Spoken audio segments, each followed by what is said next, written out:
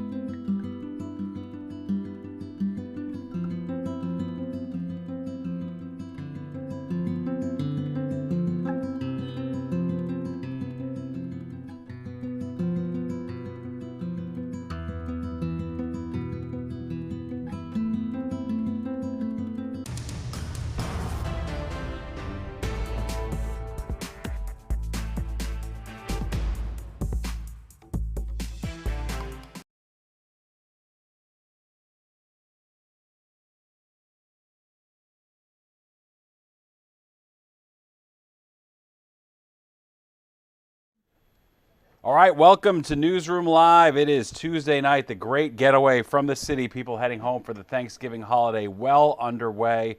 And we are hearing of lots of travel issues tonight, particularly if you are hitting the roads. You can see we've got a selection of traffic cameras set up. You can see the red lights as far as the eye can stretch. This is some video we shot earlier tonight. The live look, not much better, though. We do have just traffic tie-ups everywhere. We're hearing of mega tie-ups getting out of the tunnel heading into New Jersey tonight. Our reporter, Teresa Priolo, is now on the traffic angle of things after spending an inordinate amount of time waiting in the Holland Tunnel traffic, a story that is being replicated no matter what way you're going out of the city. If you are heading north up to New England, Connecticut, etc., or heading south to Jersey, it is a very busy, wet night on the roads, unfortunately, if that is in your future. Not a great time to drive, obviously, though.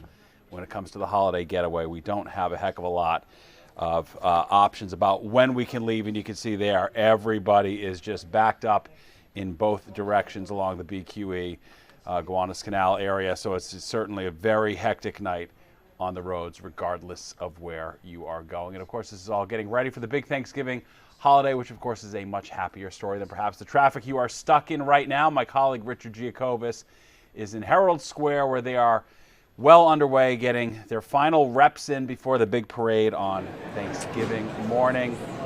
Not the best weather there, unfortunately, right now, Richard.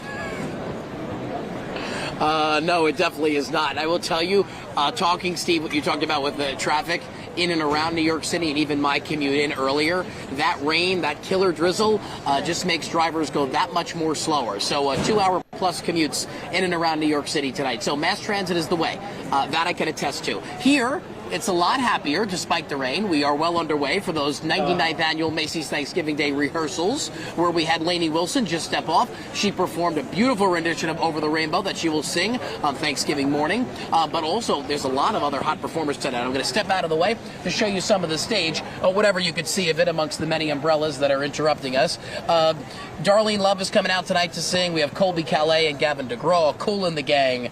I think the big one of the night is the singing voices of Hunter X, K-pop Demon Hunters. That's the highly anticipated ones. That's why we see all these 10 to 13-year-olds who have come out and braved the rain tonight. Jewel, Busta Rhymes, pretty big movement. I heard that's a big one. Foreigner, going back a little bit there. Russell Dickerson, Shaggy, Debbie Gibson. So it's a little bit of something for everybody at the Macy's Thanksgiving Day Parade, performance-wise. And if you think about it, on Thanksgiving morning, they always start with the performances before the balloons come down 6th Avenue. So for us, we get to see some of those performances tonight and get a preview of what we're going to see on Thanksgiving. Can we bring in Taylor now? Taylor, I'm going to bring in 12-year-old Taylor, who is, Steve, she's a correspondent, a red carpet correspondent, and is going to be leading the charge on Thanksgiving morning for the social media channels at Macy's, right? So you know how to do my job, right? Yeah, I do. It feels a little weird to be on this side than rather that side. All right, so I should just give you the microphone. You should interview me. Go ahead. Oh, well, I actually don't have any questions yet. So. I'm not a superstar because you've interviewed a lot of stars, right? Give me your best interview of all time. Selena Gomez. Why? She was just the kindest, sweetest, and it was just so genuine and such a real conversation. Do you love doing Macy's? Like, what's the most exciting thing on Thanksgiving morning, like when you're doing it? Because you've done it before. No, this is my this is your first year? Yes. Oh, it's your first time at Macy's? Yeah. Oh, so you're going to be up bright and early on Thanksgiving. Yes. While all the other little kids are watching at home on TV, you're out here. Yes, so I usually watch it with my grandma in the morning, but I'm going to be here. Grandma's watching you this year. Well, she's actually here with me. Oh, she is? I'm wrong about everything, Steve. You notice? I haven't gotten one thing right in this interview. So tell me, who is your most exciting performer you're most excited to speak to on Thursday? I'm excited to see Cynthia, the Cynthia K-pop. Erivo. Yes. Yep. K-pop Demon Hunter. Of course. Yeah. Which is your favorite K-pop demon hunter? Ooh, I would have to say the girl that plays Rumi. Oh, that's who my daughter was for Halloween. Oh, really? Yeah, Wow. because it's that age group, you know? Yeah. Yeah. So, who else? You just saw Lady Wilson, right? Tell me, when you got this microphone and you're standing on there, you know, a lot of kids, I think, would sometimes be a little shy. And they're like, oh, I don't necessarily know if, you know, I could really do this. And, you know, maybe they're a little afraid. How do you not, what do you do to overcome your fears and get up there and do what you do? Obviously, I get a little nervous, but I just tell myself, you got it. Go enjoy yourself. Have fun. Well, that's the best advice for everybody, right? To have fun and to go enjoy yourself. Right? Okay, so you're going to be here the night? Well, I'm leaving actually. You're right leaving? now. We're the wrap? Go get some rest. Save your voice, because I'm losing mine. The rain's not helping. Look, she's coughing. Uh-oh, I better get her away. Taylor, thank you so much. Good luck on Thanksgiving, okay? And that's the future, Steve, of our jobs, right there. There you go. She's going to be our correspondent, one of the correspondents for Macy's on Thanksgiving. It's all about social media now, and a 12-year-old is leading social right. media. Exhibit that's A. just all the fun that's happening here. Yeah. You did warm her up, though, with the K-pop Demon Hunter when you mentioned your daughter was that for I Halloween. did. That was the hit Halloween parade this year. We do know that. All right, Richard, I'll let you get off camera and see your voice. You know, I'll take control of your camera, though. Just give us some more live video. I'll let you step out of the way, and we'll continue looking Sure, at that shot. we'll show you. They're changing sets right now, so I'm going to show you that, and we'll see you later on. Yeah, we appreciate it. I can see we are right at the Macy's, the flagship store there in Herald Square. This is actually right by where I caught the parade last year with my family. A friend of ours hooked us up. We had the seats in the grandstand. Unfortunately, the weather last year for the parade was just brutal. It was just straight rain, cold, windy. We were just bundled up head to toe. It was not a pleasant parade day last year, so hopefully things will be much better this year. It looks like it will be. Just the issue right now is potentially the wind kicking up. That's always an issue with those massive balloons, although they do look like they'll be able to do the parade and have the balloons up. Maybe they just have to pull them down a little bit tighter this year than in some years when it's less windy, and it does look like it's going to get much colder as we head into Thanksgiving Day as well as a couple days after. But you can see the rain coming down in Herald Square, everybody getting ready, going through rehearsals for the big Thanksgiving parade that will be touching off from the Upper West Side less than 2 days from now, Thursday morning. Really one of the great traditions in this country, something I always watched growing up as a kid, and now I'm lucky enough to see it in person every year. We trek across the park to check out the Macy's Thanksgiving Day Parade as it comes down Central Park West on the Upper West Side. Really just one of those legendary sites, timeless sites here in the city. And you can see the people have their rain gear on. As Richard mentioned, they are going through the final rehearsals tonight. All those A-list superstars including Darlene Love, the Queen of Christmas, getting ready to perform for the parade. And I think Liv is somewhere near us here. Liv, we are just looking at live video from the Herald Square Macy's area. And if you want to grab a microphone somewhere and we can just talk a little bit about the weather and the forecast and what we've got coming our way. Obviously, it does not look good right now. We can see everybody with their umbrellas, the raincoats. I was just saying, I was actually at the parade right around here last year with the family. We got hooked up with some nice seats, and unfortunately, it was pouring rain. It was a very uncomfortable parade day last year, but I think it's going to be much better this year, right? Just wind is the issue this time around? Yeah, that's what we're looking at. Okay, we got to fit into our little box. Yeah, the wind speeds could definitely hinder the parade. They're going to pull the balloons lower if it gets too windy. I think it's like 23 mile per hour consistent winds, or if it's like 33 mile per hour gusts. Yes, that sounds right. Yeah. Yes. But there's also a lot going on in general. Like it could snow Friday. Now, I don't think here, but up north. So we have that going on. It's obviously raining right now. It's going to continue raining into the morning, but it's done pretty early. And then we go from 60s tomorrow to 40s on Right, a big cool down on Thanksgiving itself. Yeah. Maybe we throw up one of the camera shots of just the traffic, you know, sort of paint the scene of everybody's stuck. And of course, the rain was really poorly timed tonight. You can see all that traffic everywhere. Just no matter what direction you're going to get out of the city, heading to mom's house, to grandma's house, it is slow going right now as predicted.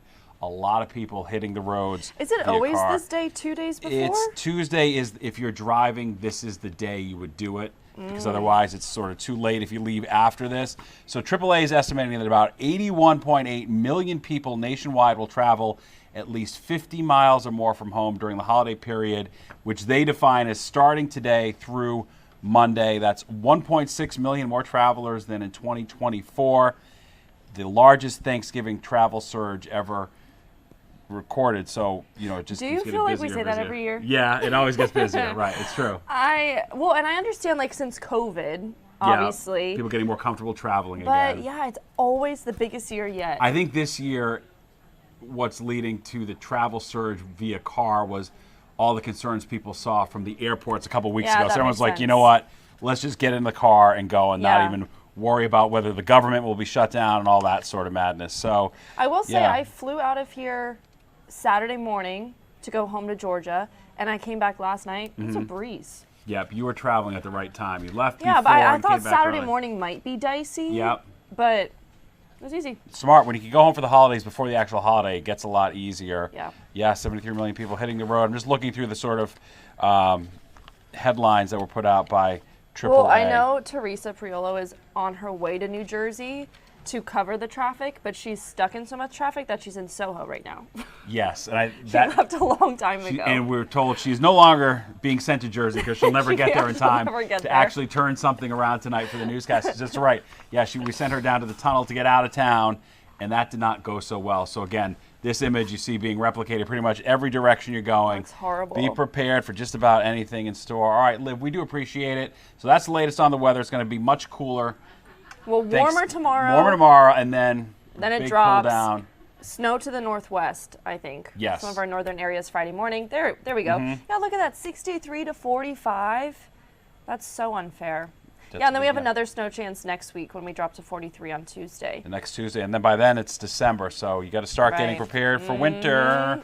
All right, well that's the deal right now. The latest as we get ready for the big parade. We're going to talk much more coming up in the remaining 45 minutes of my hour here on Newsroom Live. I'm going to be joined by one of my favorite people on Instagram, Vegas Paulie C. We're going to talk about all sorts of issues related to the world of gambling. He is one of my favorite experts on the topic, and much, much more when Newsroom Live returns in a couple minutes.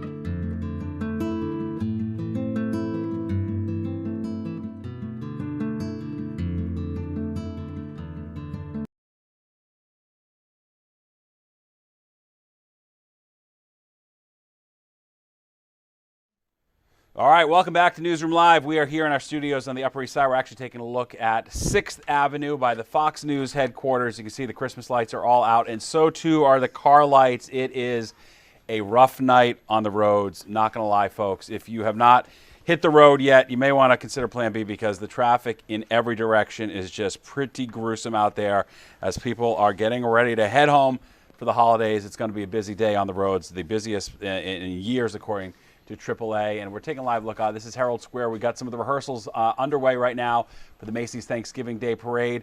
This looks like some Native American dancers practicing their routine as they get ready to take part in that amazing tradition that we look so forward to every year in the city. This is such a great vantage point of the parade. You can see they've got their ponchos on, though. The rain is coming down here in the city. All right, well, we've got my next guest is ready to join us now. He goes by Vegas Paulie C on Instagram, one of my favorite people. I'm not even a big gambler, but I just love listening to this guy talk about gambling because he is an expert. He joins us now. Paulie, thanks so much for joining us. I'm thrilled to finally be able to talk to you, Paulie C. Hey, I really appreciate being here. Thank you very much. Yeah, so you are an accountant. I found out about on Instagram. You've really blown up. So your Instagram account is Casino Comp Wallet, right? But Right. You go by Vegas Paulie C.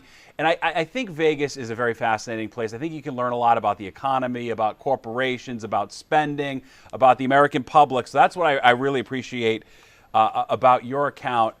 And the big takeaway I've gotten from your account as a Vegas local right now is that the hotels and casinos are having a hard time getting people in them because it's just gotten so expensive, and they've made it harder and harder to win. And the whole hospitality angle of things, in your estimation, has sort of been put in the back seat, and they've sort of lost the thread as far as enticing people to come into Vegas and spend their money. Well, like a lot of things in America, it's being gentrified. I mean, you can see it in the numbers. The numbers just came out this morning. The gaming was up 8% on the Strip, which is a healthy number, but the number of visitors was down 4%. So what does that tell you? The wealthy gamblers, the people who can still lose $100,000, $200,000, $300,000 a trip, they're still coming here because like a lot of things in America, especially post-COVID, a lot of wealth was released. The government printed up a couple of $1 trillion. I don't know the exact number. I heard $6 trillion. And where did that money end up? It ended up, in the hands of the wealthy people. So they're still coming here. A lot of the complaints in the town and a lot of the complaints about Las Vegas is no longer affordable. And those complaints are 100% valid. I mean, you cannot come here as a middle-class person anymore and really justify going out to breakfast with your wife and your kid. It's going to cost you $75, $100. To give you an example, a bacon, egg, and cheese sandwich at a Harrah's property right down the road from me is $14. Mm-hmm. I had to go look up and see how much is bacon, egg, and cheese in a regular establishment in New York. It's $4.39. Yeah, it's interesting. So, I was out there April of 2024 to see Fish at Sphere, which was incredible. But I will say, even as someone who lives in Manhattan, I was sort of taken aback by the prices. So I certainly think your point there is well taken. It was expensive, and it seems to only be getting expensive. Now, when you look at your account, what seems to be driving it, certainly your theory of it, is that a lot of these casinos are just massively in debt, so they need to keep raising prices to keep paying off the rent on their casinos in the first place. Right. They all went into debt in this REIT structure where they sold their land and they leased it back. To give you an idea, the Bellagio was $1.7 billion in 1998. In 2019, they mortgaged it for $4.25 billion. Mm-hmm. The Cosmopolitan next door, they owe $4 billion on it. So if you stand right there between those two, they're gorgeous properties, fantastic product, but they owe $8.25 billion to the landlord. And they have to pay a rate on that. Now, the cap rate MGM, I give them a little credit. It's pretty low. They pay about 6.5%. It goes up 2% every year. So if they're paying 6%, next year it's 6.12%. But they still have a decent cap rate and they can survive. But let's just go to Atlantic City for a second. Mm-hmm. Atlantic City, Harrah's Atlantic City, the original cap rate is something like 9%. And now the rent at Harrah's Atlantic City, which I know a lot of people have been there, a lot of New Yorkers have been there, it's $5.5 million a month. The casino only makes $3.5 million a month. Wow. So the corporate parent, Caesars, has to throw $2 million in every month to Harrah's Atlantic City. That's one of the glaring examples that I found in my research. But there's a lot of regional properties that are causing a problem now. And in fact, on the last conference call, one of the REITs said, yeah, there's an overhang. There's an overhang. We have problems with our regionals. We don't know whether we're going to have to renegotiate. But here's the bottom line, in my opinion, and this is only my opinion. When you take out $25 billion from your landlords, which MGM did, and $12 billion, which Caesars did, they have $37 billion that they now owe the landlord. So even at some, low interest rate of 7 or 8%, we're talking about billions of dollars a year in rent. But here's the worst part. It's worse than a mortgage, because next year, the amount of money that Caesars has to pay goes up $20 million on just their rent. The amount of money that MGM has to pay on just their rent goes up $30 million. Why? Because they signed for $37 billion, but they didn't sign at 8%. You can go get a mortgage. Your mortgage is 8%. They signed a deal where next year it's 8.16%. And the year after that, it's 8.33% because it goes up 2% every year. So it's worse than debt. So what's happening to Las Vegas is they've had to raise the prices way up. So now they only want the wealthy people to come in. So actually, the numbers for September were not terrible. The numbers for October were not terrible. They were down 4% on the visitors. They were up 8% on the gambling. But again, that indicates what? Wealthy people are still coming here and losing lots of money. Yeah, it is a fascinating situation. Of course, we just see continued proliferation of casinos, more and more. Atlantic City, when you look back on it in like the late 70s, early 80s, I think it was like the most popular tourist destination in the world. It was such a novelty to have gambling anywhere outside of Las Vegas at the time. Now, of course, it's everywhere. You've got casinos throughout the country. Walk us through your thoughts on the downstate licenses here, the New York City casinos. There's up to 3 that will be awarded by the end of the year is the timeline on that. I know there's been a lot of back and forth. Some of the people who were up for a license have stepped out. Others have stepped in. Some maybe of the bids are stronger than others. What is your opinion on the ability of New York City area to host and maintain and have enough business for up to 3 casinos? Well, full disclosure, because I'm always very honest on my show and on my page, I'm a huge Hard Rock fan. I've met upper level management. I'm at the top of the Hard Rock. In fact, there's videos on my page of me and Joe Lupo, who's the president out here. Fantastic guy. But the real advantage that Hard Rock has over any corporation in America, they have billions of dollars in cash flow from the state of Florida. They have a monopoly in Florida. So they are a super successful hospitality group that not only is well capitalized, they know what they're doing. They're not arrogant. They know how to take care of the players. And so they're out here, they're putting a big development here, and they're also putting a big development in Queens with Steve Cohen. Hey, look, Steve Cohen's a genius. Obviously, he picked the absolute best operator to partner with. So when you have the combination of Steve Cohen, who's worth $20 billion plus, and you have the Hard Rock, whose cash flow, nobody knows what it is. $2 billion a year, $3 billion a year. Their numbers are not public. They're a privately held tribal concern. So when you have all of that cash flow and you don't have to borrow, and then you have Steve Cohen together, that Hard Rock deal in Queens. Look, I was very negative when they originally came out with the casino licenses in New York because I thought everybody was going to have to pay 50%. And I was shocked when I saw the proposal from Steve Cohen and the Hard Rock. They're only going to pay 10% on table games. That's their proposal. And 25% on slots. That's way lower than Pennsylvania. Pennsylvania is like 55% on slots, and I think 30-something% on table games. So if the Hard Rock opens up in Flushing, right off the LIE there, and they're only paying 10% on table games and 25% on slots, they're going to be a home run because they know what they're doing. They're well capitalized. Yeah, they got the other property. Right there, yeah. The other property in Queens, they proposed paying 30% on slots and 56% on slots and 30% on table games. And now they're walking it back. Right. Resorts. Yeah. Resorts is like, oh, Steve Cohen's only going to pay 10 and 25. Resorts World is walking that back, and I don't know how that's going to work out. Yeah, it's certainly a crowded gambling marketplace. You've got all the betting apps and all that sort of stuff, too. One of the interesting things I've seen on your account recently was you were talking about how much these prediction marketplaces are going to eat into the online gambling apps.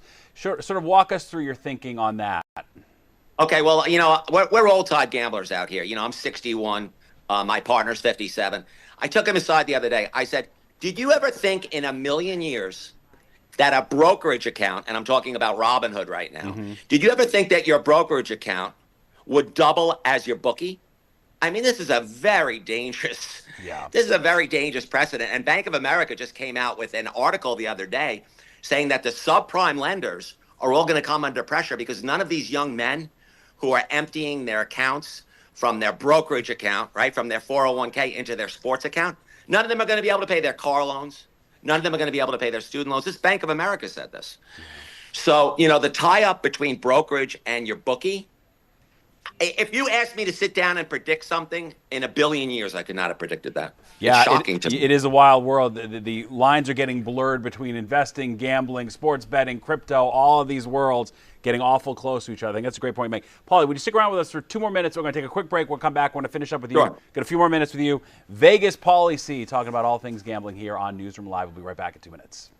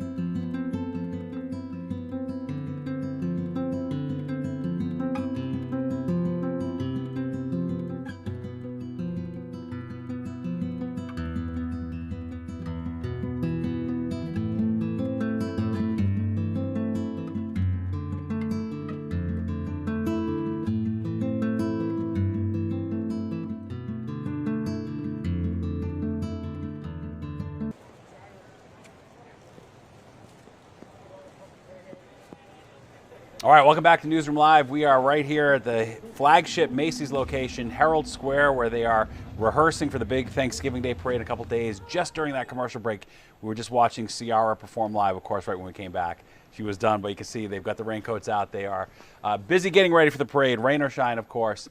And it looks like it's going to be much better conditions when the actual parade touches off than we're seeing right now. All right, welcome back to Newsroom Live. We're joined once again by my guest, Vegas Paulie C. Vegas Paulie C., where are you from? You are clearly a New Yorker who now lives in Las Vegas. I was born in Roslyn, and I live in Huntington right now. Fantastic. And so you are now it's a little confusing for your account. You're a big gambler.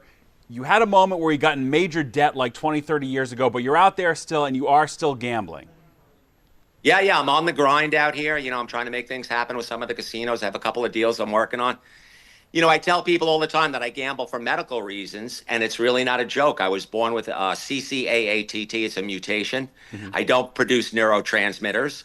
So you have a choice when you're born that way. You can do a lot of different things. You can be an alcoholic. You can be a drug addict. You can participate in risky behavior. I chose gambling. I think it's the healthiest of all of them. No kidding. That is fascinating. I didn't realize that was the backstory, and I'm glad I asked you.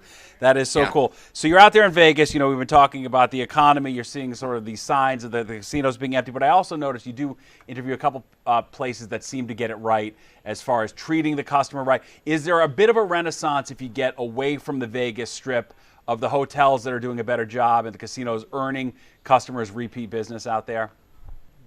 Well, the local operators out here are incredible. I mean, Red Rock and Boyd, they have it fine-tuned, and they know exactly what they're doing, and they know, who their customers are. They know how to treat them, And they have specials at Red Rock right down the block from me. For $4 from 11 o'clock at night till 6 o'clock in the morning, you get a stack of pancakes that will blow your socks off. Unbelievable. So the local casino operators out here really know how to do it. Unfortunately, the big operators, Caesars in particular, their entire business plan was cost cutting. They went and they reborrowed the $25 billion. The judge let them off $15 billion when Caesars went through bankruptcy in 2015, 2016, and they went right back and borrowed back to $24 billion again. Mm-hmm. If the judge, I don't know who the judge is, but he has to be saying to himself, I let you guys off $15 billion and you went and borrowed back $14 billion of it? Yeah. I mean, it's absolutely asinine. So the lower end operators like Caesars are having trouble because, again, the Strip is gentrifying. It's going to the high end. The Wynn last quarter was up $10 million revenue-wise. That was a beautiful casino. I spent a day by the pool there. Yeah, it is. The high-end part of Vegas, I hadn't been there in like 25 years. I found it very enjoyable. Yes, it was expensive, but it was beautiful. It was luxurious. A day by the pool, go to the concert at night. It was pretty amazing. Let's just wrap up a little bit talking about our take on the ubiquity of sports gambling. Of course, everybody's got it on the phone. All the young guys got the different competing apps. And one of the posts that really caught my attention from you earlier was you went through the Jersey AC Sportsbook numbers and found an inordinate amount of the casino's profits was all from these multi-leg parlay bets that guys are making and are so popular these days. You bet the outcome of the game, the total, the over, the under, all this sort of thing. So basically, sucker bets are a huge part of the sports books business model at this point, was the takeaway I got from your post. Well, it's interesting because there's actually a state called Legal Sports Report that shows you the percentage hold in every state in America. And of course, the sharpest state for sports gambling is the state of Nevada. We're at something like 5.5, 5.6% because the sports gamblers out here really know what they're doing. But not only do they really know what they're doing, they pound what is known as either the totals or the straight win bets. So they're only, giving the house 5% because if you bet $50, you have to put up $55. You lose half the time. It works out to 5%. In a lot of the states, North Carolina is particularly interesting. I think they're up at something like 12%. In a lot of the states, people are taking $20 or $30 or $40, and these things do hit. You see it all the time. We see it out here in the newspaper out here. Is so into gaming that they will actually write the articles about it. And you'll see a $50 parlay that paid off $500,000. Mm-hmm. And people around the country are looking for that. Unfortunately, the hold on those parlays is 12, 13, 14%. So, yeah, you're giving up a lot more. But the way, the same thing as the lottery, right? What does the lottery hold? Half of all the money it takes in goes to New York State. It's very similar. Yeah, so it's a very profitable racket for if you are the casino in that case. It is fascinating stuff. All right, Vegas Paulie C, so great finally talking to you. Big fan of your account. If you want to check him out on Instagram, it's Casino Comp Wallet. He's the real deal, living it out in Vegas. But of course, can I end with my sign-off? Yes, please. Vegas Paulie C. There it is. The stuff of legends. We appreciate it. Thanks so much, Paulie. Vegas Paulie C. Gotta love that. You gotta follow him on Instagram if you don't already. All right, it is 7:35. Let's take a live look on 6th Avenue. It is a rainy slog of a night. Oh no, this is exciting. All right, this is the parade preps continue by Macy's. You can see we've got a school from somewhere, some kids getting ready to do their big routine. What an exciting moment for these girls, right? Trip of a lifetime getting ready for the big parade. You can see people wearing their raincoats, but still it can't damper the enthusiasm on a big, exciting night like this. And let's take a traffic cam too, though. If you're getting in the car right now, get prepared to sit a little bit. It's going to be a wild, rough ride to wherever you're going. Traffic in all directions heading out of the city. Not looking too good right now. We'll be right back with more Newsroom Live in 2 minutes.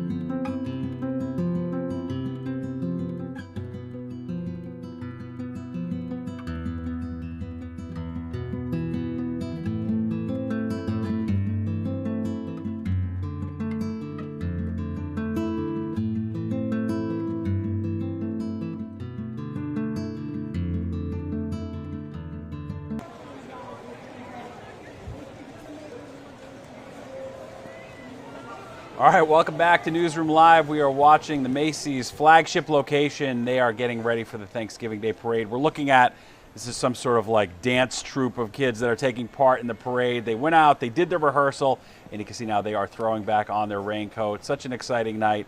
You know, honestly, if we're going to have the rain, why not get it out of the way tonight as opposed to on actual parade day, which is what happened last year. We had a rough parade day last year. It was very windy, wet, and cold last Thanksgiving. So things look much better this year, thankfully. A little bit windy, that's the only issue. We'll go through some file video of years past as the parade comes down.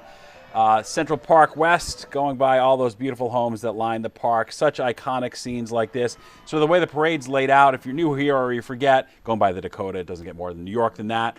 They come down Central Park West while the performances are taking place by Macy's. That's for the TV broadcast.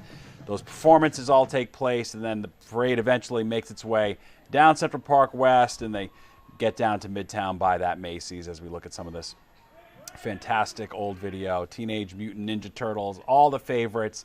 Of course, we've got decades and decades of footage from covering this parade over the years here at Fox 5, and we actually took a trip into our archive. We've got a great look back at some parade highlights stretching back decades.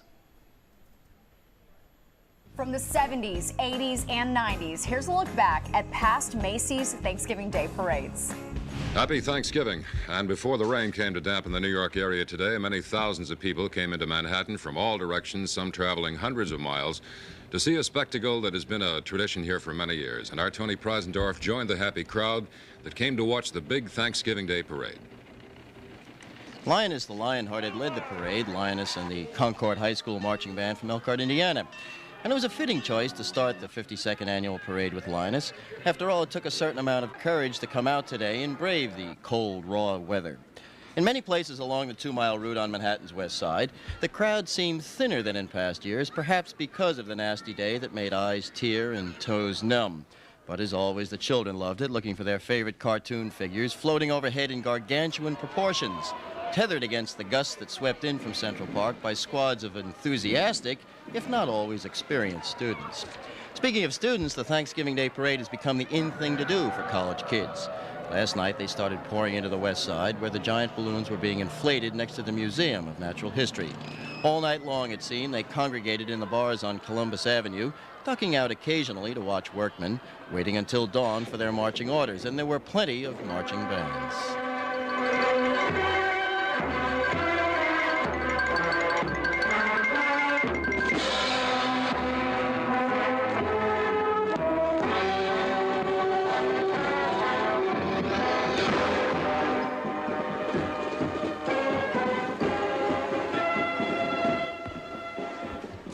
One of the most popular balloons, it seems, was not Mickey Mouse, who's celebrating his 50th birthday, but rather Smokey the Bear.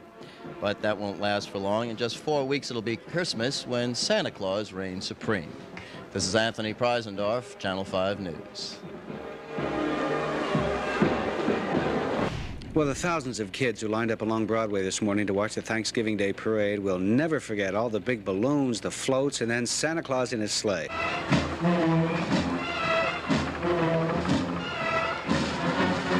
The traditional Thanksgiving parade. Many of us saw it on television or in the street. Santa waving to the crowd, wonderful as ever. Then there are some of us, like reporters and cab drivers, who have to spend the day working. When are you going to have your turkey dinner today? At my mother's house. And hopefully I get my wife to work with me too today. Why are you working today? Because I'm a part-time driver. Doing Monday to Friday I go to school, and this is what paid my college education.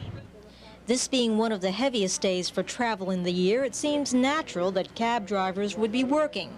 But just off Times Square, I walked into someone who didn't want to take the day off. Shining shoes in public is something in most countries and most people from out of town don't have a chance to participate. So it's a novelty to them. I make a living, and at the same time they enjoy themselves. You're going to have a Thanksgiving dinner tonight? I must have one. I have people waiting, but I have to make the dollar first.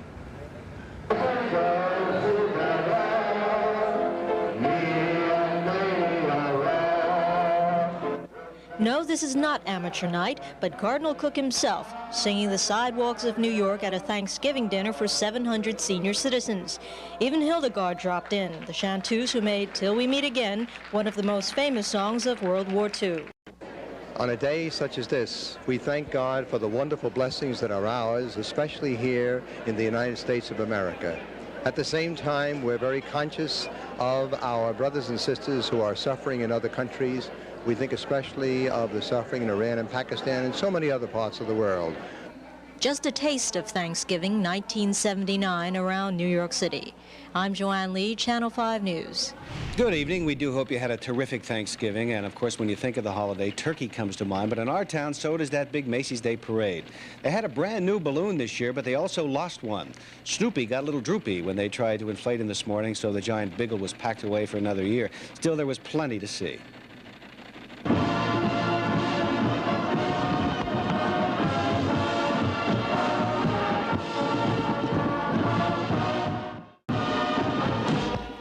There are many ways to see this parade of parades, but when it comes to the Macy's Day extravaganza, no matter how many times you've seen it before, you want to be sure you can see everything. There were celebrities like Stephanie Mills, jazz great Maynard Ferguson,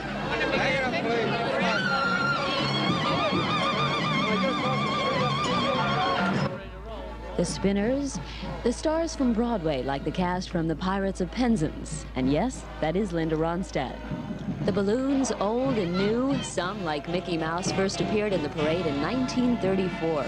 Smokey the Bear joined in 1966. Kermit keeping a watchful eye over his fellow Muppet friends on their Sesame Street float far below. And Superman, the newest addition to the family and also the largest ever built for the Macy's Parade. Animals of all kinds and all sizes. But some things about parades never change, like little lost children and the cops who find them. Okay, we got your baby. We got the other one, too.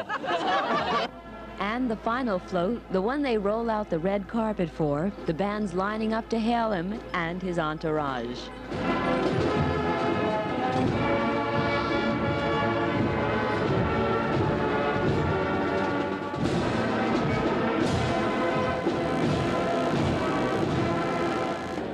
When Santa Claus comes to town, Christmas is not far behind. From the annual Thanksgiving Day Parade, Janet Rose, Channel 5 News. The snow did not stop the crowds from gathering for the Thanksgiving Day Parade.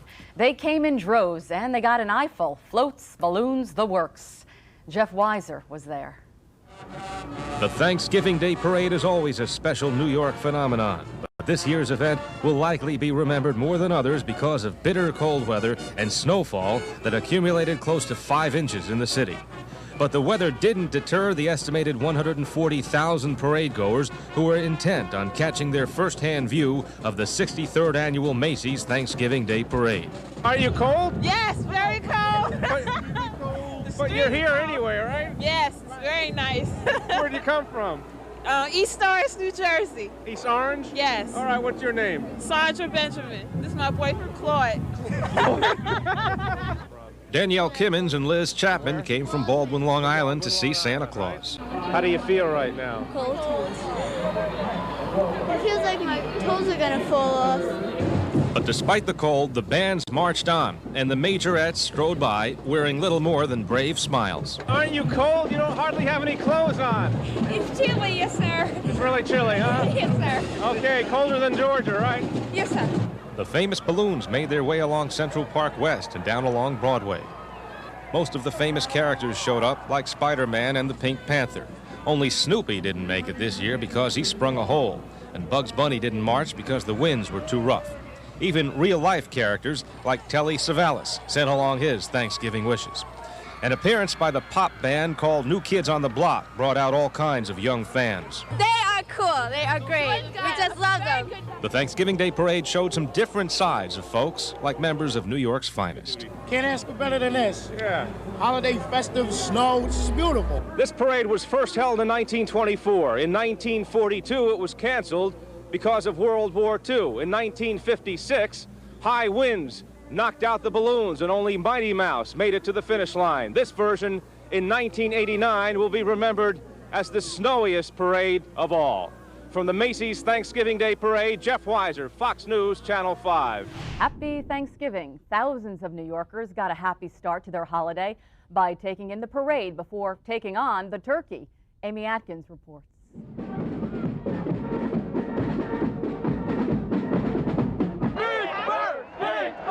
A very big bird led the giant balloons at the Macy's Thanksgiving Day Parade. Perhaps the only time during a recession we'd welcome a little inflation, actually tons of it. Each balloon holds thousands of cubic feet of helium. They put the hoses into the balloons and they put the helium in. The combination of wind and trees made for some harrowing balloon blunders. Betty Boop bopped a branch and ended up with a mutated moon. A wind-weakened Woody Woodpecker barely kept afloat. Help!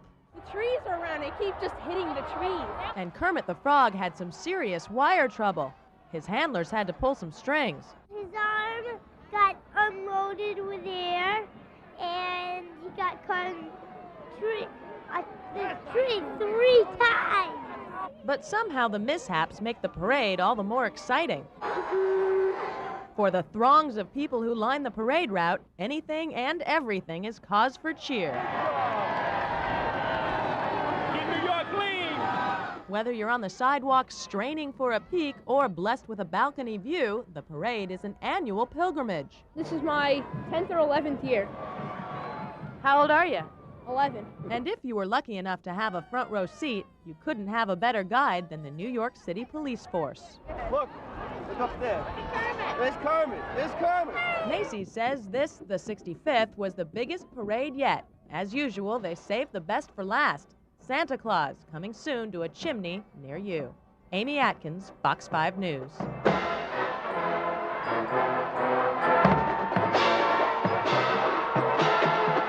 Good evening. Happy Thanksgiving. I'm Mario Bosques. And I'm Cynthia Santana. John and Rosanna have the evening off. We have some wonderful holiday stories to tell you about. We start with the centerpiece of Thanksgiving for so many, the Macy's Parade, of course. Here's Mike Sheehan.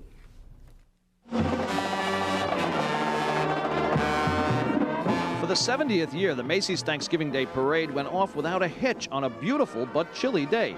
Children's oohs and ahs could be heard at every corner as some of their cartoon heroes floated high above. What's your favorite? Garfield. Garfield? Yeah, he's mine too. What's your favorite part? When Big Bird came. Big Bird, yeah? And the Pilgrims. The 68-foot Bullwinkle and his trusty sidekick Rocky made a triumphant return to Central Park West, floating in their first parade since 1983. They were joined by Garfield the cat, Clifford the big red dog, even Betty Boop, and Woody Woodpecker, who was almost a casualty as his arm caught on a light pole. Thousands of marchers braved the cold wind and stepped off for the 2.5-mile trek, ending at Herald Square. Celebrities including Miss America Tara Dawn Holland, figure skater Oksana Bayul, and our own New York Yankees, world champions of all of baseball, joined the 500 clowns and 13 bands who brought smiles to the millions of chilled but happy spectators. Yes,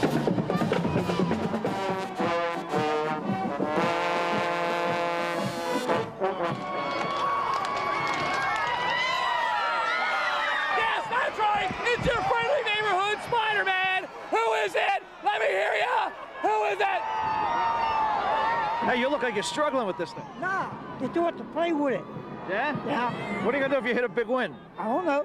Let it go.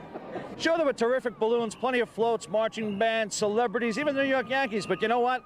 The real stars of this show are these smiling faces.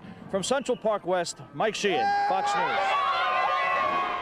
As always, Santa finished off the parade, making it official that Christmas is right around the corner. And that was the news then.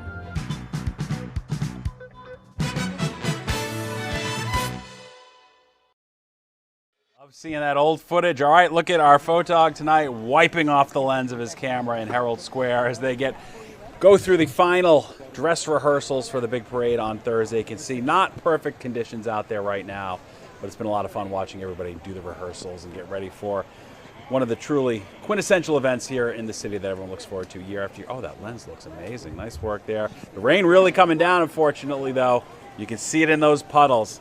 A messy night. Hopefully we get this all out of the way well in advance of the actual holiday and the real parade taking place on Thursday morning. All right, we'll be right back with more Newsroom Live in just a moment.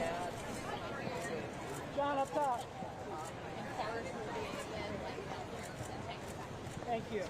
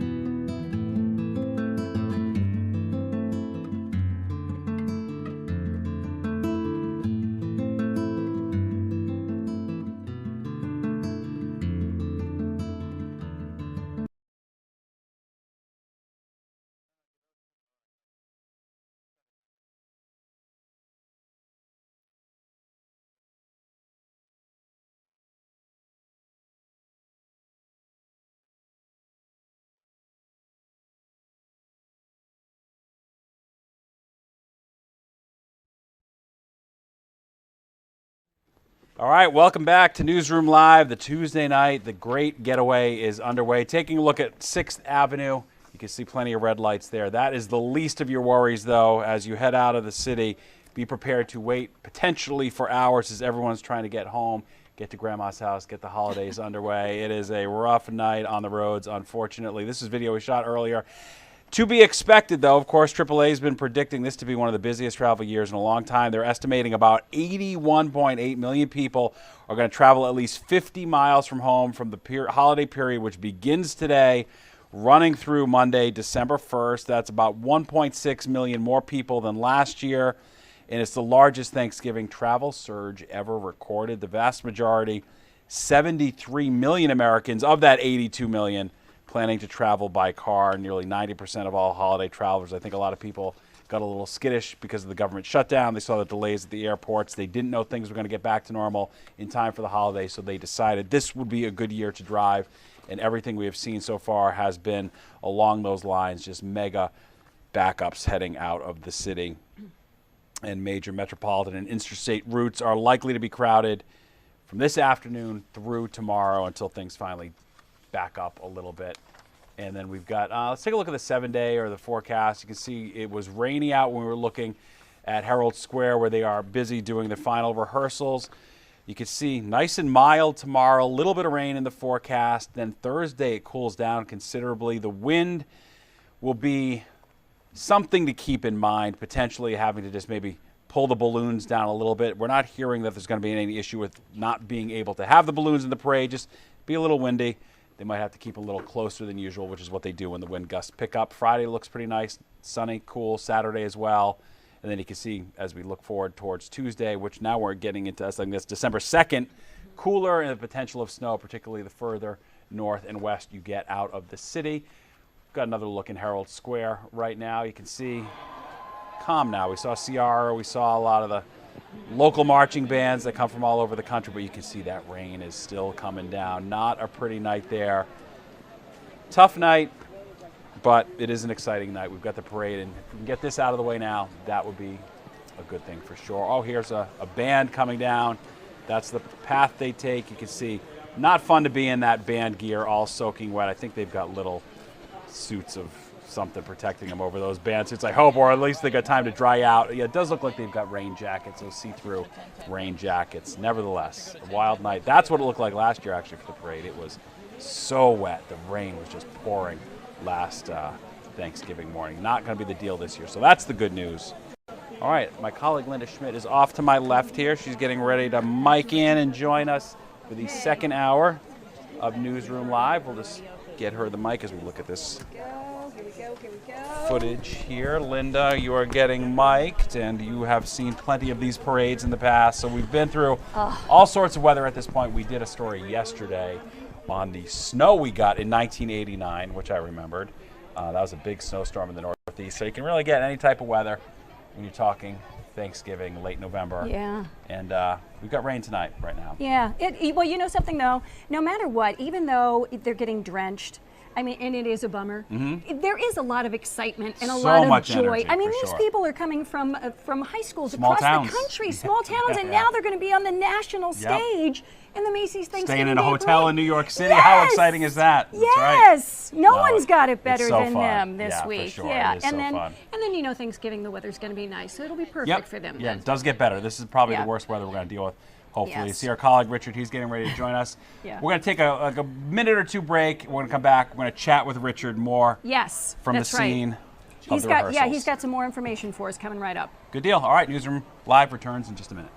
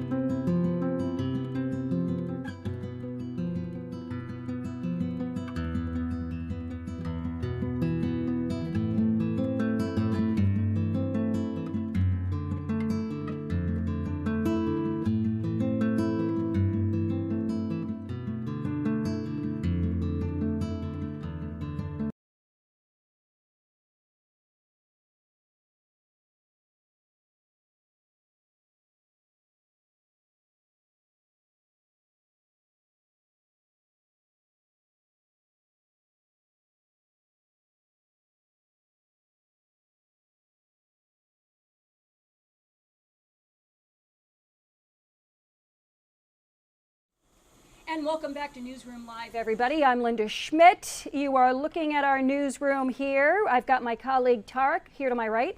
He's working the big board. He's busy working tonight while his wife and his children are home, and he's looking forward to the holiday just like all of us are. Let's go ahead, take a look here. Hi, everybody. Thanks so much for joining us tonight. My name is Linda Schmidt. We are live for you for the next hour here from Fox 5 News on the Upper East Side here in New York City. And this is a very exciting week for everybody all across the country because it's the Thanksgiving holiday week. The traffic is insane. I want to go ahead and show you this look here. Look at that. just red lights. This is a live shot here right now of the Cross Bronx Expressway. This is what it has looked like for the past few hours. I don't care what highway you're talking about tonight, whether it's the Cross Bronx, you're talking about the Gowanus, 95, the FDR Drive here on the east side of Manhattan. Everything looks like this. In fact, one of our colleagues, Teresa Priolo, she left the station on the Upper East Side, and it took her 2 hours and 40 minutes to go 6 miles here in Manhattan. 2 hours and 40 minutes. That's what people are dealing with tonight. But we do have some good news. The final preparations are getting underway right now in Lower Manhattan. Well, actually, Herald Square. For the Macy's Thanksgiving Day Parade, which the country watches. In fact, people around the world watch this parade. And my colleague Richard Giacovis is out there right now. And Richard, can you hear me okay? I can, with the marching band behind me, yes. I know. mean, it doesn't get better. They're like right on cue for you, Linda. I know. We timed it perfectly. That's what 32 years working here gets you. You time this stuff. So how's it going out there tonight? Well, we're a little wet. I mean, I'm starting to feel the rain now come down my back. But other than that, we're having a grand old time. We've seen Darlene Love perform her hit, Christmas Baby, Please Come Home. We saw Lil Jon turn down for what? Now we have the Northern Arizona Marching Band that's coming through here. Rain or shine, these rehearsals go on because there is only one time to do it, and that's on Thursday morning. So before that, they have to make sure that everything is perfect. And it sounds perfect. I'll get you in 1 second. I know. You know what, Richard? I love it. I love the Thanksgiving week, and there's no greater thrill for high school students who are in a band to be able to come to New York City. They spend the week here. They get to see New York. They're staying at a hotel here in New York City. These are high school and college kids who might not ever have the opportunity to come to New York City. And then they get to play and perform on a national stage. Yeah, and you can see how excited they are. Like, they couldn't care less that it's raining tonight. I mean, that's the last thing on their mind. They're getting in front of the camera on national television in front of millions of people on Thursday morning, and everybody's watching. Everybody watches the Macy's Thanksgiving Day Parade because everybody's home on Thursday morning, unless you're working in the news. Will Koss is here. He's the executive director of the Macy's Thanksgiving Day Parade. I'm going to put my umbrella down. 99 years. Not that you've been doing it for 99 years, but this is a big moment for you. Every year, it's like your Super Bowl. This is our Super Bowl, and tonight's our second night of rehearsal, preparing for the 99th Macy's Thanksgiving Day Parade. Super excited. We've been working 18 months to get to Thursday, so it's going to be a fun-filled, super exciting, one of our biggest shows we've ever done, so looking forward to bringing it. So you start prepping 18 months ahead of time, but so you're already long prepping for the 100th anniversary. We're well on our way to 100, but the next couple of days we've got our eye focused on 99, and we're going to have a fantastic parade Thursday morning. Linda and I were talking earlier about the balloons, because obviously that's the next big night. Tomorrow night we inflate the balloons on the Upper West Side, and all the kids come out to see them. A lot of good ones this year. But, you know, we're getting those forecasts. At least Nick is telling us that we're going to have some gusty winds beginning on Thursday morning. So how does Macy's navigate that? You know, obviously you can't predict. We can control a lot of things. We can't control the weather. We're a rain or shine event. We've been prepping for Thursday for many, many months. But over the next couple of days, we're just going to keep ourselves focused on the forecast. We partner with our city agencies across New York City to ensure that we're tracking the weather in its most accurate form. But we're prepared. We train, we engineer our balloons to ensure that they fly and fly safely, and we're going to monitor the winds and make some decisions closer to parade. But at this point, we're optimistic, and we're looking forward to having a successful parade. When is the cutoff where they can't fly? Because I know there's a point where they bring them lower if they have to. You have to. But when gusts reach a certain number, when is that? So 23 mile an hour winds, 34 mile an hour gusts. That's kind of our sort of peak and threshold. So we'll be monitoring it. We're still optimistic. We have 2 days, as you know, weather shifts, weather changes. hopefully Mother Nature will be on our side and we'll have a successful parade on Thursday morning. And if those balloons do fly, you got some good ones this year, new ones. We have fantastic balloons this year. Thank you for asking. We've got Mario, we've got Buzz Lightyear, we have Pac-Man, and of course the one and only Shrek making a return with the entire family. This year we have 8 characters, the most characters on any one balloon. So a lot of fun balloons, some of our returning balloons. We've got some fantastic floats. Netflix, we've got an 8.5-foot Demogorgon, we've got Pop Mart, Labubu, Makoko joining us. We've got a whole host of exciting, we've got the tiniest float from Goldfish. It's only 12 inches. Is it really? Yeah, it's going to be the tiniest float in the history of the parade. Macy's always surprises us, Will. You always surprise us. We go big, we go spectacle, and sometimes, we decided this year to reverse engineer it and go as small as we can, and it's going to be another surprise to life on 3rd Street. It's a miracle. It is a miracle. Thank you, Will, Hey, very Richard, much. And Richard, now Cool in the Gang, Linda is going to do... Yes, do go me a ahead. favor, don't let him go just yet. Ask him a question for me. Don't go yet. You know, with the balloons, Okay. how many handlers do they have per balloon? Because it looks like there are dozens of people handling each one of those balloons during the parade. How many handlers are on each balloon? Because like Linda says, it looks like there's dozens on each balloon per balloon. Yep. We have up to 90 balloon handlers on all of our giant balloons. Wow. And then we also have an entire flight management team, a vehicle management team. So what you see coming down the parade route is a very well organized and very well rehearsed operation. And we look forward to sharing it all on Thursday morning. Can't wait. 9 a.m. on Thursday. Thank you, Will. 8:30. That's right. They always start earlier now. Earlier because those kids get up. Can we show Cool in the Gang? Linda, you want to hear Celebration? I mean, come on. It doesn't get better than this. Hey, come on. I used to, when I was in college, that's when Cool in the Gang was really hot, and I would go jogging to Cool in the Gang all the time. Oh, my goodness. I mean, this is a throwback era right now, and they've been doing a lot of that tonight. That's what's so much fun about this, is it's something for everyone. I know we're anticipating the K-pop Demon Hunters. We've been hearing a lot about them. Oh, wait a second. Who's your camera person? It's Keith.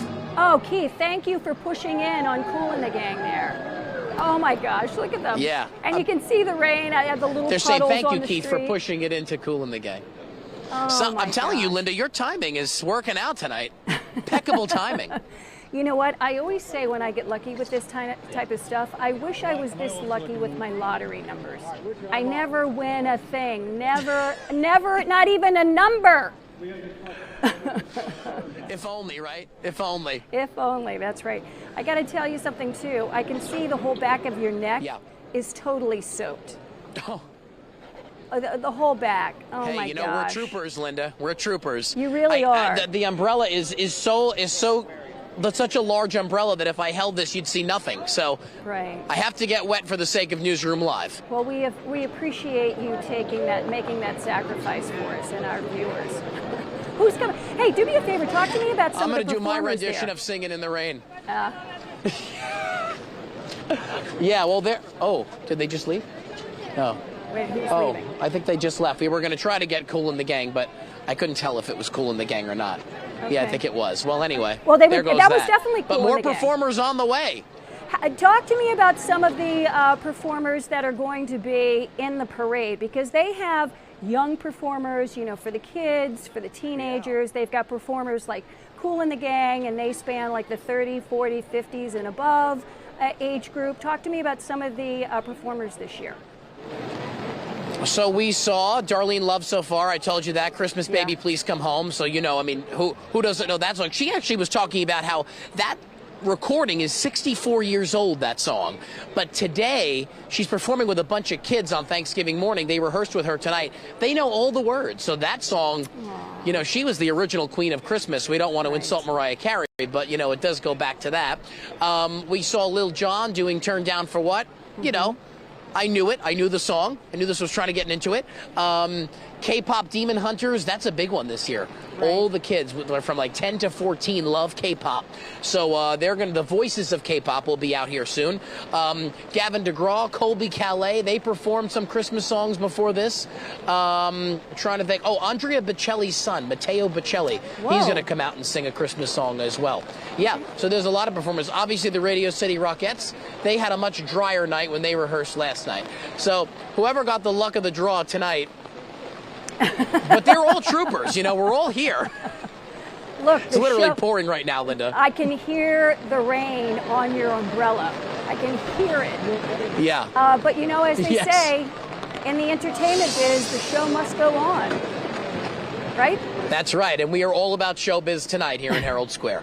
All right, Richard, thanks so much. I'm going to let you go now. I know you're not going to be drying off, so I'm not even going to say that. So good luck with the rest of the night. No, as long as my hair stays in place, I have 2 more hours for the 10 o'clock news for it to stay in place, Linda, so pray for me, okay? That's all you're concerned about is your hair. Oh, my God. Well, of course. It's the only thing that matters. I'll see you later on. Thanks so much, Richard.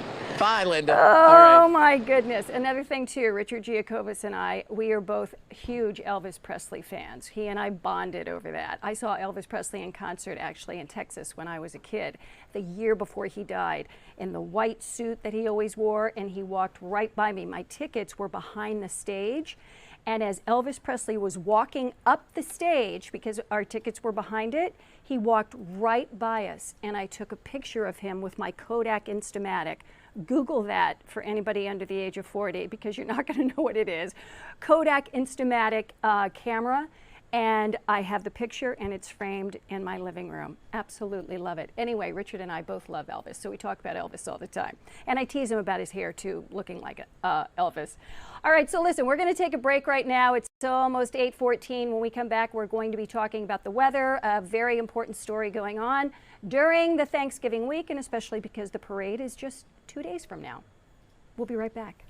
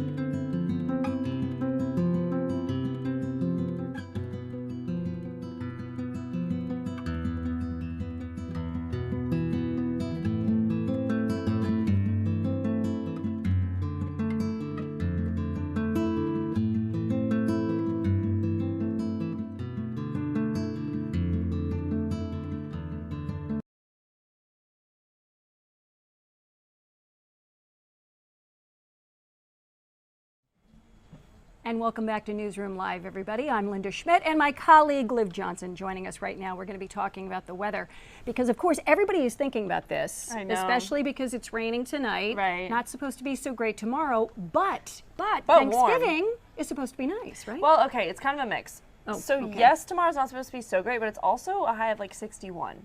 So it's mild. That's nice. But then get this, Thursday for Thanksgiving we dropped to like 45, 48. Okay. So we're dropping a lot from Wednesday to Thursday.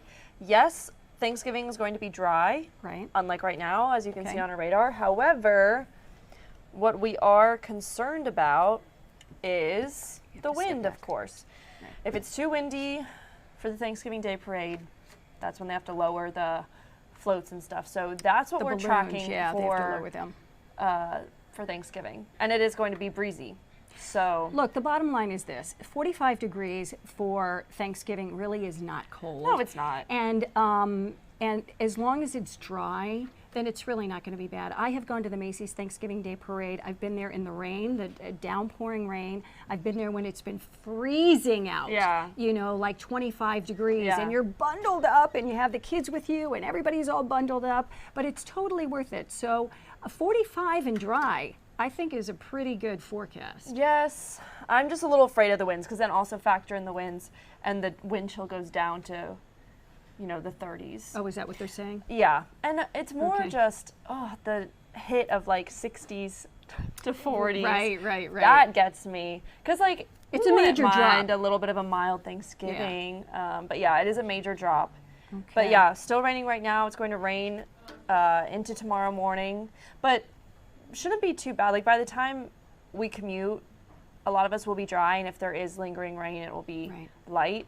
The heaviest, which isn't even really heavy, is right now. So yeah, look, 63 for Wednesday. That's crazy. 45 for Thursday. Okay. And I also worry because that's when people get sick, is when the weather does this to them and like goes up and down. It's boomeranging. Yes, and then Yeah. pretty chilly for the end of the week, Friday, Saturday.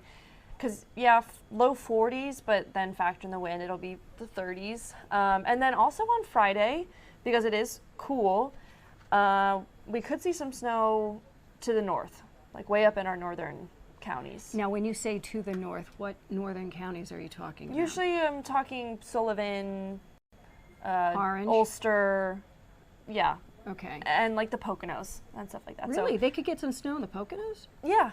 Okay. Like way up at in the peaks is usually Okay. what we're referring to. And what are we talking about? Just a little bit of snow flurries or what? Yeah, like a dusting so far. Oh, okay. So it's no big deal. It's nothing that's going to not impact like a anybody's snowstorm. travel. or- Yeah. Okay. Yeah. It's just because of the temperatures. If there's any precipitation that's able to move through during that time, it could be Okay. snow in those really freezing areas. All right. Have you ever been to the Macy's Thanksgiving Day Parade? Mm-mm. You never have? No. Are you working on Thursday? Oh, bummer. Yeah. Some point in your life, you have to go over there. I'm telling you. Or even the blowing up of the balloon. They inflate the balloons tomorrow on the west side. Yeah. And that, in and of itself, is like really yeah. exciting. I've never not and- worked. Oh, well, I've worked both. I've worked both, Right. and then Sometimes I've you're been a able to reporter, enjoy. then you can, yeah. Yeah. Oh. No, it is cool. I think though I'm kind of a wimp, and I don't know if it's really cold. You wouldn't I don't know go? if I could do it. I don't know. I trust me, that and the dropping of the ball on New Year's Eve. I've probably never done that done like that. 5 or 6 Really? times. It's incredible. But the crowds. But when you're with the media, you're Okay, not yes, with the yes, crowds. that's- you know, that you're is different. separated from them. But I did do that one year, like early in my 20s. We had lived in Pennsylvania, and we came in and we stayed at the Sheraton in Times Square. Wow. And we got a room there, and this is what they did back at this time. You get a room at the hotels, and then you party in the room, and then you come downstairs into Times Square about 10 minutes of midnight. You Yeah. watch the ball drop. You get to be a part of all of the festivities outside, and then you go back inside the hotels and you continue partying. No, that's not bad if you have a room like that. Yeah. Because I don't even think I'd go from, downtown to midtown and like have to wait there for so long. Right, and then right. I like Not have a people talk about having to bathroom. pee in the water bottles and then you're on a crowded subway. So yes, if you're Yes. staying in Times Square, that would be amazing. Yeah, that's the way to, that's the way to do it. And I can say I've never urinated in a bottle. Yet. Hopefully it never happens. Hopefully never. If it does, my life is taking a downturn. There's been times as a reporter though where you don't have access to a bathroom, and I I feel like know. I've gotten close to like I'm just gonna have to. Well, go in the woods. Yeah. Yeah. Yeah, but a bottle? No, that's not happening. Not happening with this lady. All right, listen, thank you very much. Liv Johnson filling us in, and things are going to be looking pretty good. It's going to get colder. It's going to be a little windy, so everybody's going to be keeping an eye on the winds. And the folks with Macy's, they were just on with Richard Giacobis, and what they always do, they monitor the situation, they talk with the NYPD, and then they make the decision on that morning what they're going to be doing with the balloons. Do they have to fly them lower, or are there some balloons they're not going to be able to fly? So they'll make all those decisions on Thursday morning. But, keep your fingers crossed, and hopefully everything turns out okay. Yeah. But thanks for coming. Of course. I appreciate it. Thank you. All right, we're going to take a break. We'll be right back.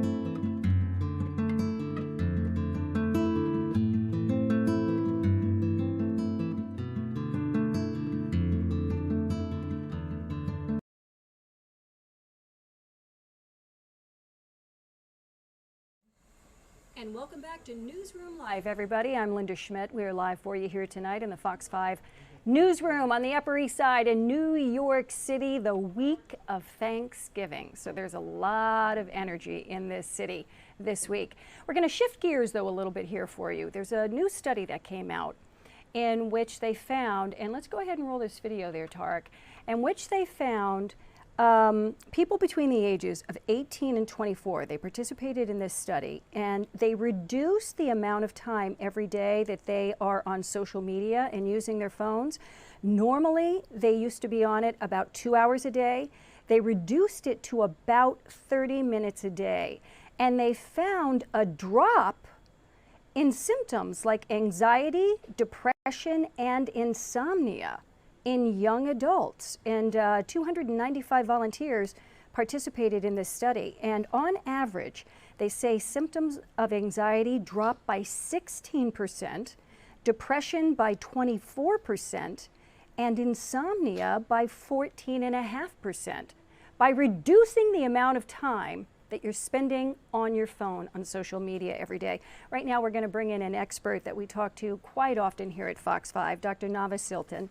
She is a psychologist here in New York City, and we absolutely adore you, Nava. You know that. So great to be here. Thank you so much. Thanks for joining us tonight. So what do you think about the outcome of these results here? I mean, because the numbers, I think they're pretty dramatic. What's your assessment? So with a critical eye, you can see that the people in this study were somewhat self-selected. They were interested in taking the social media break. So as a critical thinker, we can say, oh, would it look differently if they didn't self-select for that type of study? At the same time, I think it's showing us something very important here, which is it is incredibly important to be more thoughtful about our social media diets. And I think it's very important to figure out when during your day it's ideal to unplug and how much more you could be getting out of your day if you're more present and you're not always on your device and checking your social media accounts. And the other thing too, especially with young girls and even, you know, young women for that matter, with social media, there's a constant comparison and competing and bullying and of course everybody that's posting on social media, most of what they're posting, they're not even really living that life. It's a snapshot in time of what they are trying to portray to the rest of the world about what their life is like. And then people looking at that, viewing that, especially young minds, are saying, oh gosh, my life isn't that great. My life is awful. And then of course it leads to depression and anxiety and other issues, right? Absolutely. I think you're describing this facade that people are able to put up when it comes to social media. They can put their best pictures up, the best moments in their lives up, and they fail to, you know, showcase those times when things are less wonderful and when things are more challenging. And it's hard to sometimes recognize that when you see all these perfect images, these vacation pictures, these beautiful family videos. So it gives people this kind of unrealistic perception of what they need to achieve as well. So I think whether it comes to body image or whether it comes to that kind of perfect utopian image of the family and what you do, we're really giving our youth and even young adults and older adults this image that isn't really that authentic. Yeah, it's not realistic. Yeah, it's not realistic. So now, do you have a certain amount of time that you recommend to parents that they allow their children to be on social media every day? Is there a time? Just in general, I think that when it comes to the different age brackets, right? Under age 2, we really don't want to see kids on much screen time at all. Between the ages of 3 and 5, you know, we want to limit screen time to less than an hour.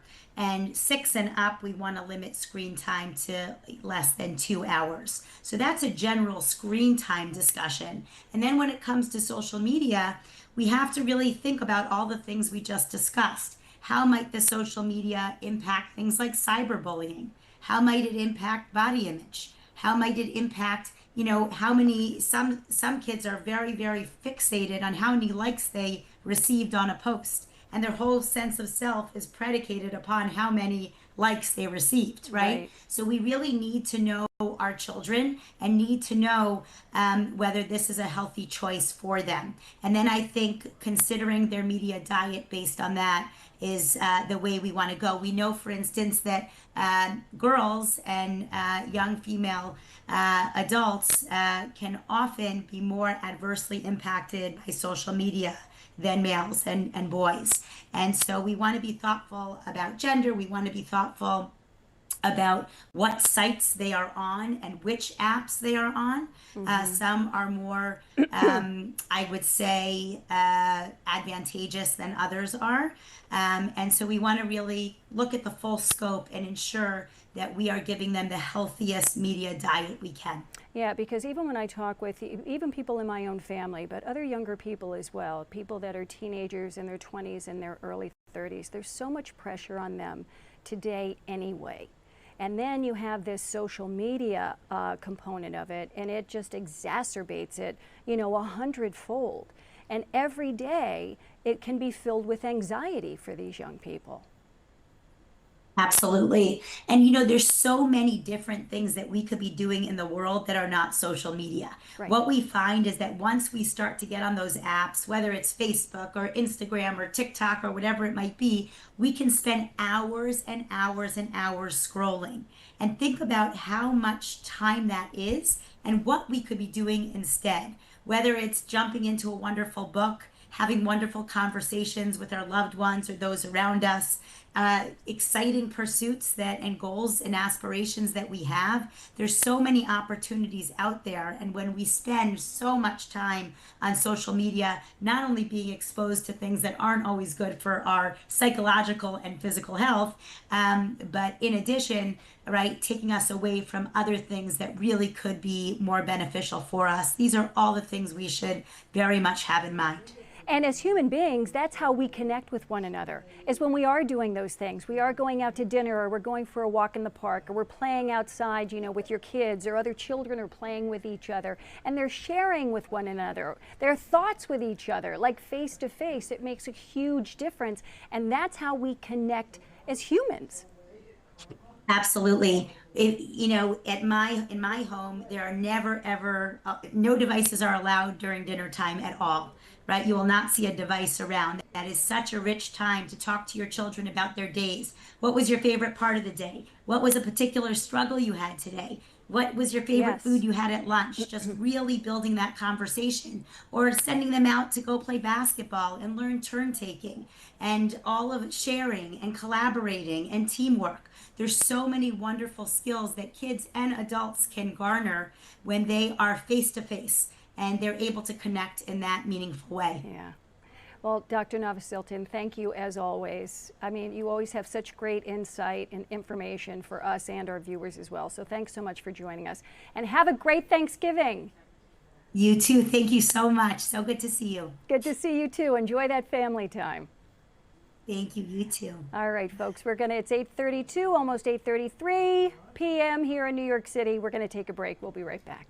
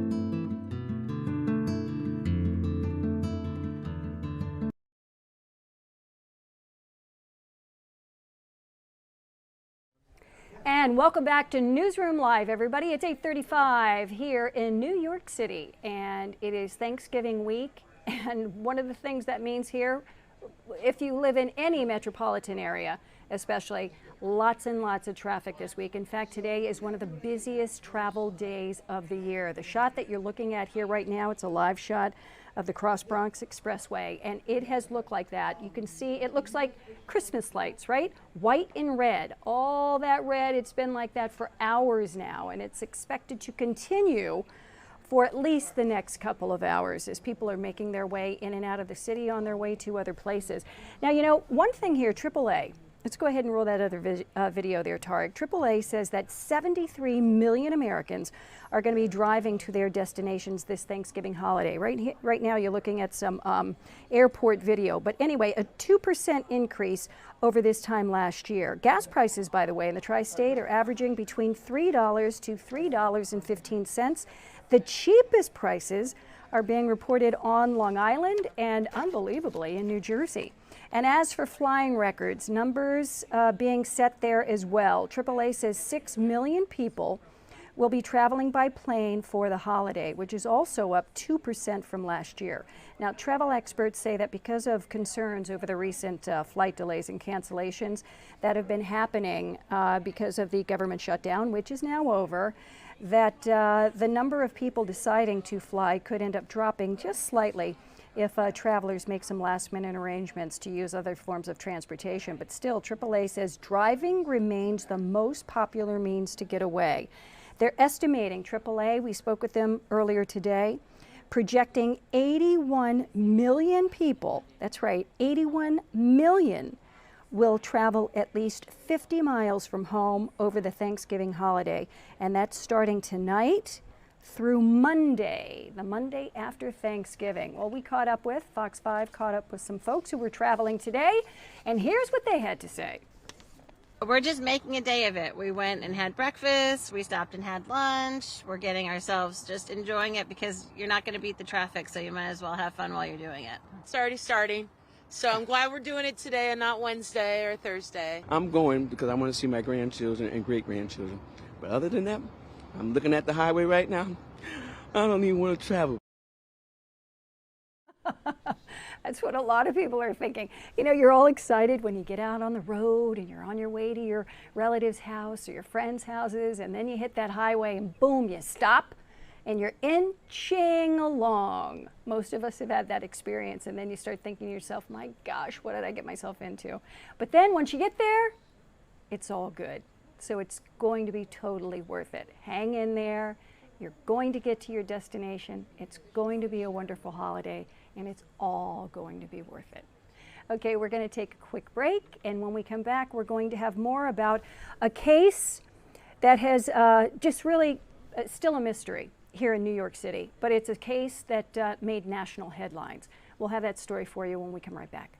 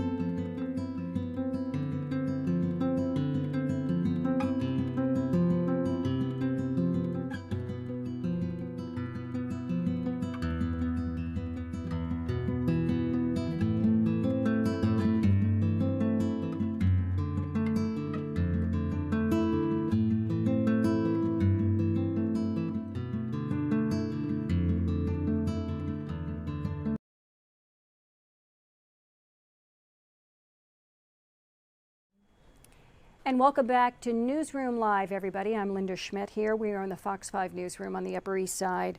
Right now we're going to shift gears and we're going to show you this video. This is a case here that involves 6-year-old Eitan Pates. He disappeared. His body has never been found. He disappeared in May of 1979 as he was walking just 2 blocks from his home to his bus stop in Manhattan. This is footage from the scene that day in 1979. This man right here is currently in prison, Pedro Hernandez, and he is going to be retried. We're going to get to those details in just a moment, but Eitan Pates was among he was really one of the first children to be featured on the milk cartons where they would show you pictures of missing children. He was one of the first children to have his picture on a milk carton. And it is still, this case is still somewhat of a mystery. And right now we're going to bring in my colleague, Sharon Crowley, because there were some new developments in this case today. Now, I said that Pedro Hernandez, he's currently in prison because he was convicted back in 2017 because he had confessed. He was at like some type of church gathering and he had confessed to killing a boy. They ended up bringing charges against him. That's right. And he was ultimately found guilty. Yes, he got a guilty conviction. He got 25 years to life, and then that conviction was overturned because they the evidence that was it won on appeal. However, Pedro Hernandez is still locked up, and even though the conviction was overturned, they wanted to give the prosecutors an opportunity to retry the case, and today we learned they're planning to retry the case. In fact, there's a procedural motion December 1st, this Monday, and Pedro Hernandez will be back in court. I want to lay out the two sides of the case, Linda, but first, we're looking at this video from 1979. This is a case that changed the culture of this country. I compare it to the Lindbergh baby kidnapping.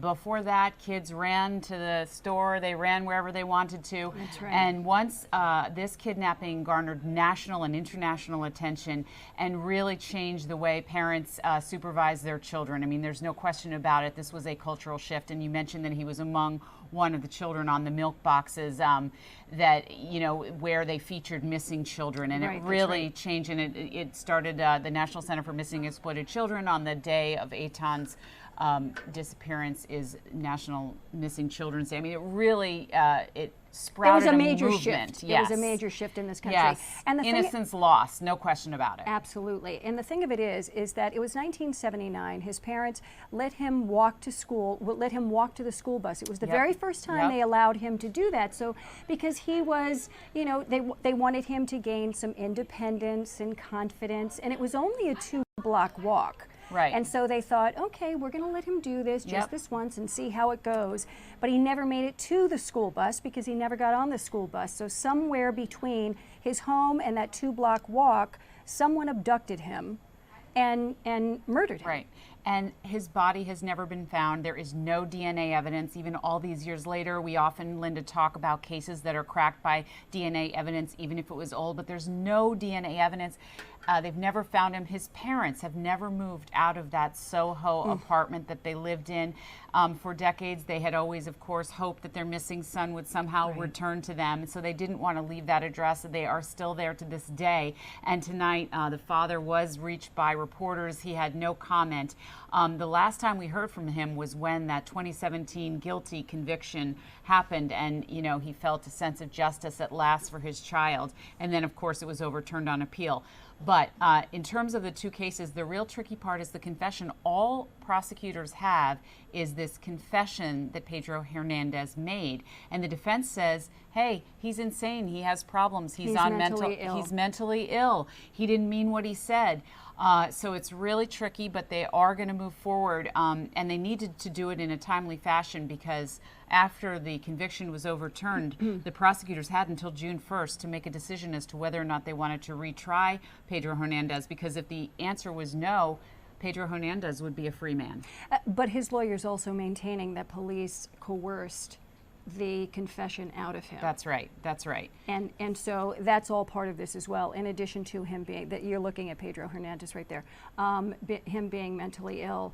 And one of the reasons that or actually the main reason that the 2017 conviction was overturned is because the judge determined that the instructions given That's right. to the jury during that trial in 2017 were improper, and they unfairly influenced the verdict. So even though it was a guilty Yeah. verdict, it was overturned, and then he was tried again. He was found guilty, and now he's going to be retried. Yeah, it's really, it was a stunning maneuver, but certainly something that the family of this little boy is hoping was going to happen. The Manhattan DA's office said they, after a thorough review of the evidence, Linda, they feel they have enough to move forward and get a conviction in this case.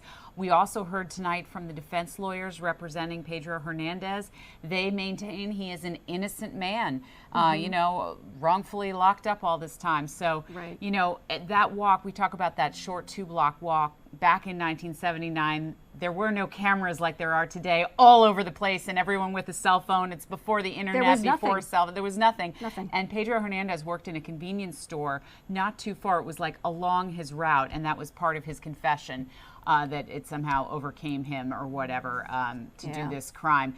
But again, his defense lawyers are going to say that he's mentally ill, as you point out, and was on psychotic medication, all kinds of things will come out again in this trial. And again, Monday at, we have a big day in Lower Manhattan on Monday. Luigi Mangione has a procedural hearing that day as well. So it's going to be a pretty busy start to December in terms of legal cases that are really attracting a lot of attention. And this case here, too, is somebody else for a long time that investigators had suspected was a guy by the name of Jose Ramos. They suspected him of abducting and murdering little Eitan Pates because Ramos was a friend of Eitan's former babysitter. Yeah. And this guy was a convicted child molester. So they thought for a long time that he was the person who did this, but he was never charged. Yeah. You know, and you really are thinking like DNA evidence. And when I first moved here to New York City 15 years ago, they sent me down to Soho because it had another gurgling up of the case. That's right. And they dug up some area of this, which is now a very affluent, wealthy place for people to shop high-end clothing and live down there, and celebrities live down there. I think it was the bodega. Yes, it was the bodega where 'cause Hernandez there was a worked. basement down there, and the bodega was above it. And that's the area that I recall them digging up the sidewalk and looking, you know, all those years later, because this is 1979, and so now we're talking 2010 or 2012, somewhere in that range, probably preparing for the next. But they got a tip in 2012. That's what the timeline is. And then they got a hung jury in 2015, and then a conviction in 2017, and then on appeal, the conviction overturned, and that brings us to today. Wow. I mean, it's really, this has really been an amazing story. Yeah. And then in the end, if it isn't Hernandez, who is it? Yeah. I mean, these poor parents, they'll never know who it was that killed their child, that abducted and killed their child. And this is 1979 we're talking about that.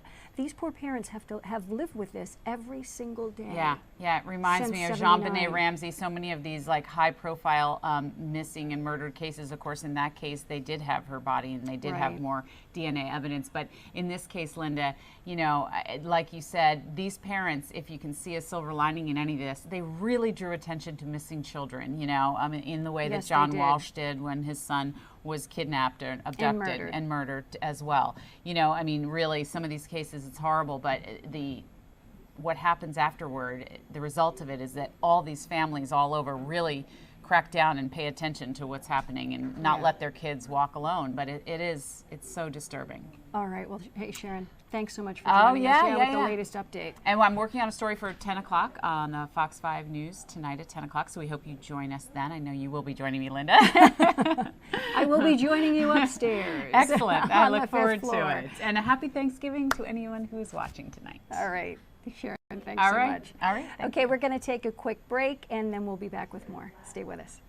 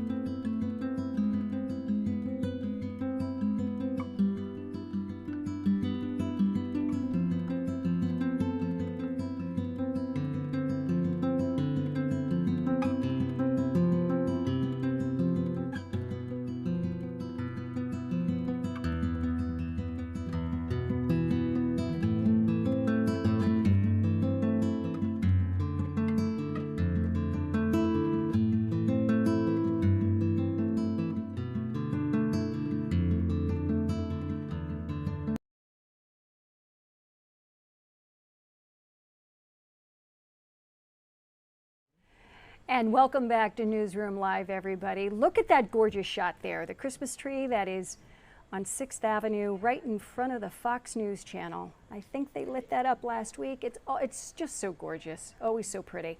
And it's just a couple of blocks from the Christmas tree in Rockefeller Center for you to go. And one of the many trees here around the city where you can go. They also have one at Lincoln Plaza, in addition to several others. But a gorgeous time of year here in New York City. Despite the pouring rain, it is raining outside like crazy. But we're going to shift gears right now. I want to talk about international politics. We're talking about Russia and Ukraine. Let's go ahead and roll the video. Thank you very much there. First of all, U.S. and Russian officials, they met earlier today as a peace deal between Russia and Ukraine is taking shape. This is a tweet or a post from the president on social media, where he said that he was looking forward to hopefully meeting with President Zelensky and President Putin very soon, but only when the deal to end this war is final or in its final stages. You see that right there. Now, the president is sending special U.S. envoy Steve Witkoff to meet with Vladimir Putin, while at the same time he is sending the Secretary of the U.S. Army to meet with Ukrainian officials. And it was late yesterday that Ukrainian President Vladimir Zelensky indicated that he seemed to be on board, saying the list of necessary steps to end the war can become workable. Unfortunately, even as these talks are taking place, which is what happens oftentimes in these wars, is that the fighting continues. Russia launched a wave of attacks overnight on Ukraine, killing at least 7 people, and then Ukraine attacked Russia, killing 3 people. But if they can work out an agreement, the nearly 4-year-long war would be over. Here is what a political specialist had to say about this. I think that they're just going to squabble about where the ceasefire line is, but I think this time Trump's going to get a peace deal.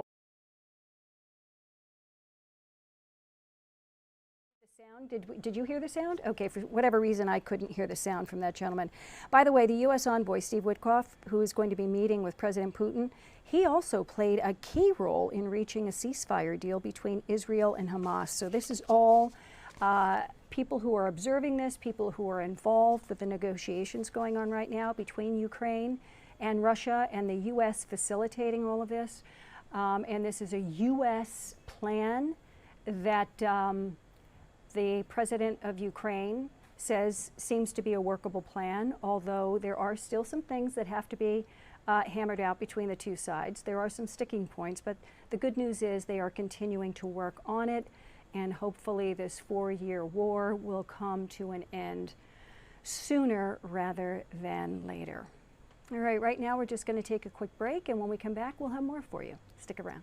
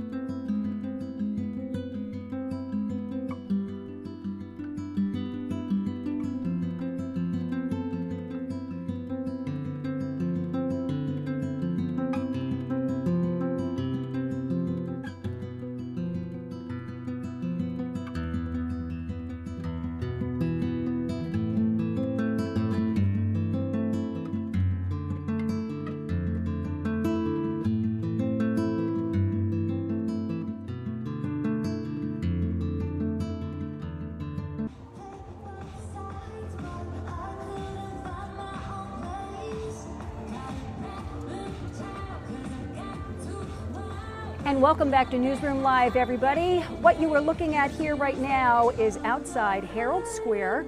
The different groups, they are all preparing for the Macy's Thanksgiving Day Parade on Thursday. Tonight are the rehearsals. Unfortunately, these poor folks are having to practice. Oh, can we take this up full? This is one of the performers.